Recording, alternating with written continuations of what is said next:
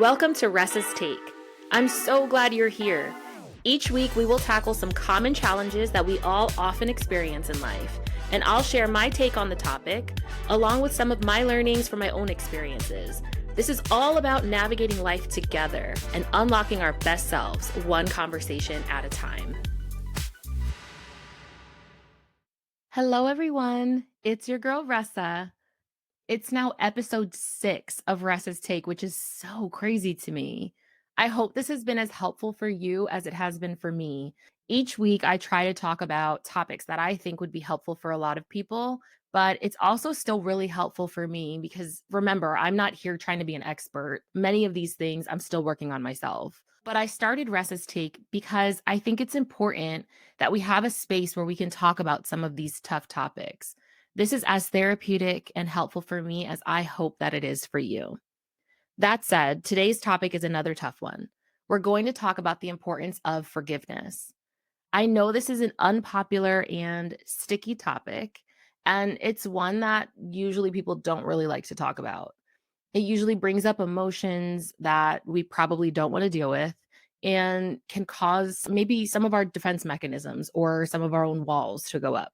But yes, we are going to go there today. That's what Ressa's Take is all about. We talk about the hard things. None of us have it all figured out, but we never will if we don't address it either. So today we'll talk about the challenges that we often experience with forgiveness. I'll share some of my experiences and then we'll talk through some recipes for how we can tackle it. So let's start by first defining what forgiveness is.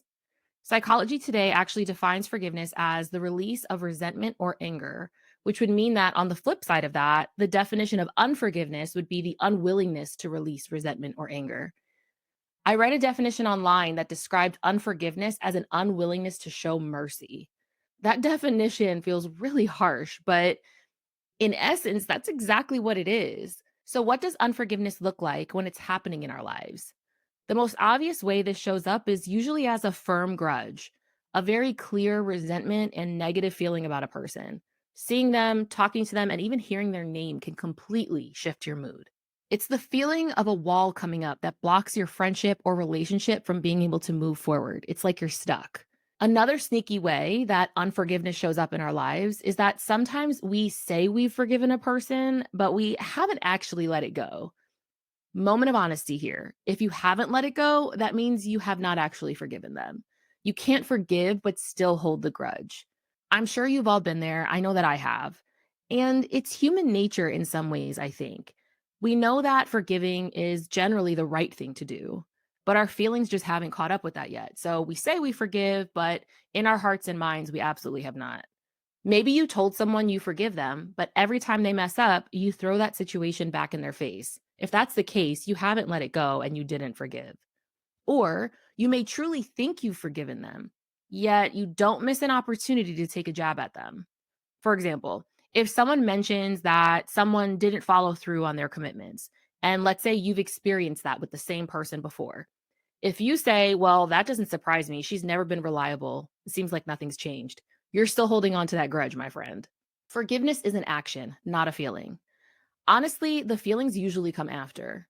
You may choose to forgive because you really love that person and you're committed to pushing past whatever they did.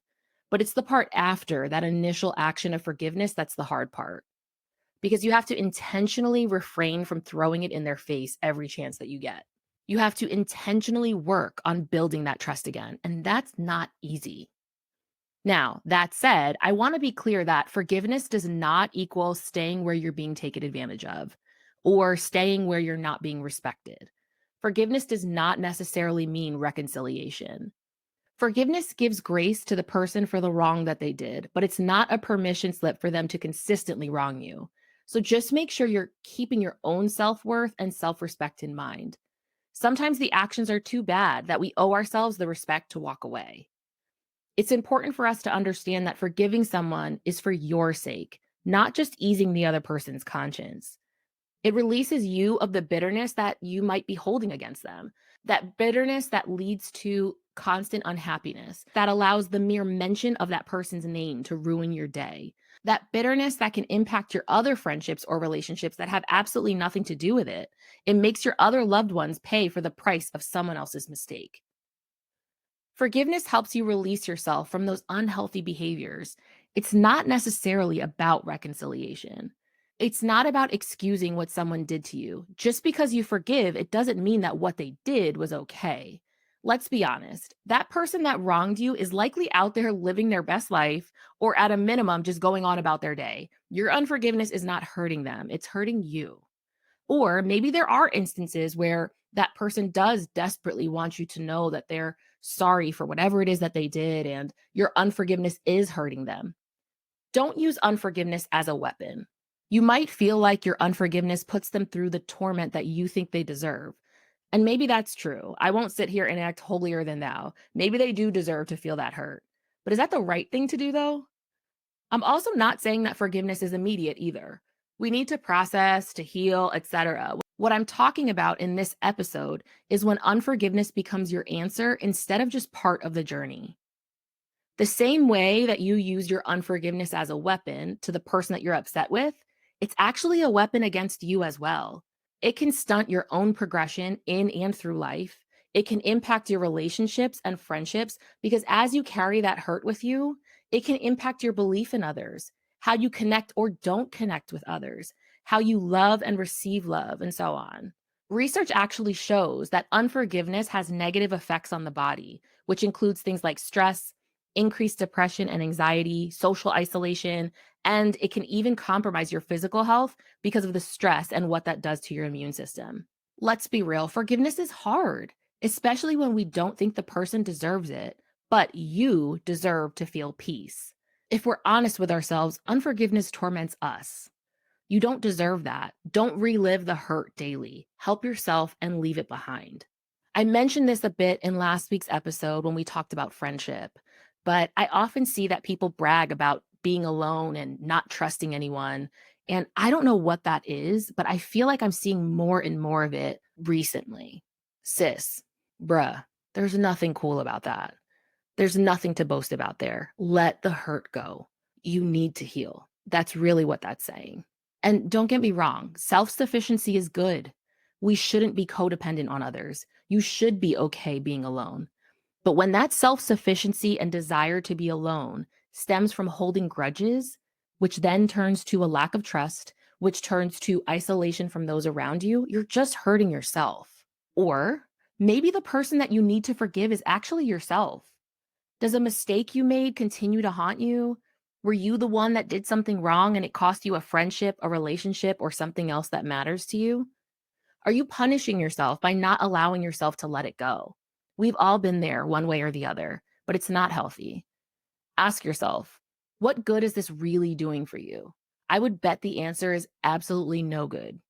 Nothing good comes from unforgiveness. Instead, let yourself heal.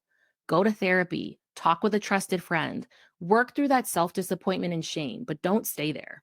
Back in the first episode, I talked about the challenges that me and my dad had while I was growing up. In case you didn't hear that episode, I'll give a short recap. My mom and dad broke up when I was 2. I was raised by my mother, and my relationship with my dad was a bit estranged most of my life. He was in and out of my life until I was about 7 years old, and then he just became a lot more distant over time. We had a lot of differences while I was growing up, and it got to the point where we just didn't speak to each other for nearly a decade. That's the Cliff Notes version. So if you want more details on that, please go back and listen to episode 1.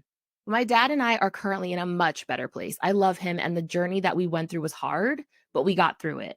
And we weren't able to do that until I was able to forgive. It took me forever, as you can tell from what I just shared. I didn't speak to him for 10 years. And if I'm honest, I had no intention of speaking to him. I came to terms with the way our relationship or lack of a relationship had turned out. I didn't like it. It bothered me, but I was not about to let that hurt go. But every time I saw a father and daughter together, it would bother me. Every time I came across a picture of us, it would bother me. Every time someone even mentioned him or his name, whether it was about him or not, it would bother me. So you're probably wondering what made me finally want to forgive him. Well, I actually never got to a point where I actually wanted to before I took action to. So let me explain what I mean. When I was a junior in college, I kept getting this silent nudge and thought that I should invite my dad to my college graduation. Let me tell you, I had absolutely no intention of doing that. I immediately dismissed the thought for a few reasons. First, I just didn't want to.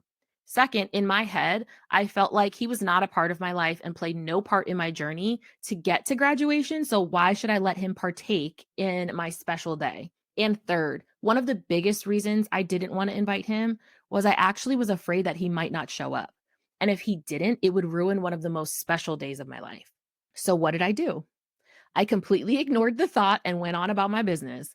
I rebuked the thought, like, devil, you better stop playing with me. I do not need that negativity in my life. But I kept feeling it. It was getting stronger and stronger, and I kept ignoring it even harder and harder. I could not understand why I kept feeling like this. I knew it was not me. I knew it had to be God. I'm not sure what you believe, but for me, God is very real to me. And I just really felt that this had to be Him. There was absolutely no way I was telling myself these thoughts because I wanted no parts. Fast forward to senior year, I still kept feeling this soft nudge to invite my dad to graduation. I ignored it some more and then eventually I just gave in. One of the things that I do in my life is if there's something that I need to do but I don't want to, I say it out loud to someone or I quickly act on it so that I'm forced to just do it. So I texted my brother Bash and I asked him for my dad's number and he gave it to me. And before I could back out, I texted my dad. I let him know that it was me. I asked if he wanted to come to my graduation and I pressed send. There, it was done. No backing out now. And let me tell you, it gnawed at me the rest of senior year because I was just really hoping he wouldn't stand me up because that would have crushed me in so many ways. Well, he did show. I hadn't seen him in 10 years. It was an awkward and surreal feeling. We hugged, we talked, we took pictures, and that was that. I did it. From that moment, there was a clear shift in my feelings. I was open to talking to him. I felt like a door opened for me to air out how I'd been feeling. And I would be lying if I said I magically felt completely better or I magically felt all of a sudden that I had a desire to talk to him because I didn't. But there was now all of a sudden a willingness to try that was gone for a long time before this. It took time and many conversations, but me and my dad got through it.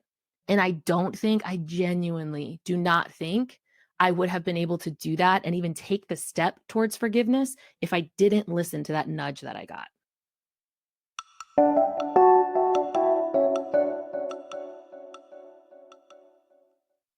Okay, so let's talk through some recipes to help forgive those that have hurt us, even if the person we're forgiving is ourselves. The first recipe is reflect on the situation and let yourself feel. As we talked about today, forgiveness is essential, if nothing else for your own sake. But we're all human. If someone does you wrong, you likely aren't going to feel like even thinking about forgiveness right away. Just remember, unforgiveness may be part of the journey, but it's not the answer. The next recipe is to clearly communicate how you feel. It's important to make sure the person knows what they did wrong, how it made you feel, why it hurt you. If you're anything like me, you may be quick to cut someone off. I have a history of just saying, let it go. I don't want to deal with it. What they did was so ridiculous that you don't even feel like you owe them a conversation to explain how you feel. But that's not a healthy response. Communicating how we feel is important. It holds the person accountable to know the impact of their actions. It helps you air out your feelings, and it may even get you some clarity or answers. Sometimes there's more at play that while it doesn't excuse whatever the person did to you, it can help give you clarity that may help you heal and move on. The next recipe is set expectations and or boundaries. If part of your healing journey after you forgive means you need to create boundaries, get clear on what those boundaries are and make sure that person is clear on what you need or don't need from them. The last recipe is to stay focused on the future and give yourself time. Forgiveness is just the first step in your healing. Keep yourself focused on the future, not on the past. Don't let yourself relive those moments. You won't be able to heal if you're constantly reflecting on the past. Keep your eyes focused on the future and give yourself grace because healing doesn't happen overnight. All right, y'all. That's all I have for today's episode. I know that forgiveness is hard. It's hard to live with and it's hard to do it. But when you forgive, that's the beginning of your healing journey. I would encourage you to take some time after this episode to reflect on everything that we talked about and just check your heart. Is there any hurt that you haven't let go of? Is there someone that you need to forgive? If so, think through the recipes I just shared to help you get started. Healing is hard work, but it's essential for an emotionally and mentally healthy life. I hope this was helpful. I look forward to chatting with you all again next week, and I hope you have an amazing weekend. God bless. And that's a wrap. Another candid chat among friends. If today's episode resonated with you, hit that follow button, share the episode with your friends, and leave a review. I would love to hear what resonated most and love to hear any of the thoughts that you have on the episode. Hope to see you soon, and don't forget to drop your questions or insights on our Instagram at Ressa's Take.